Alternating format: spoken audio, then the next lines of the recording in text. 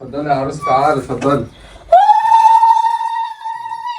ألف مبروك يا قلب أمك. ربنا يا يخليك يا حبيبي ويصلح لك حالك طب دخلي يا ام. ويجعل لك بركة إن شاء الله. بس لو سمعت كلامي اقلعي يا قلبي. انا ايه اقلعي الدهب.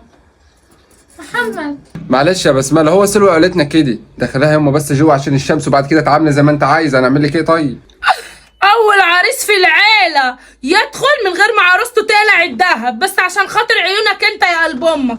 خشي يا حبيبتي، خشي يا غالية. تعالى يا بسمله، اقعدي يا بسمله. لا اصبري عشان تلوي العيلة. يلا يا حبيبتي اقلعي يا قلبي. هاتي يا روحي. طب مش كلك يا امه؟ هو ايه اللي مش كلك ياما؟ اقعدي يا قلب امك. طيب خلي لي دول بس. اخلي لك دول بس؟ معلش يا حبيبتي اساليه. ما ينفعش. ايه ده؟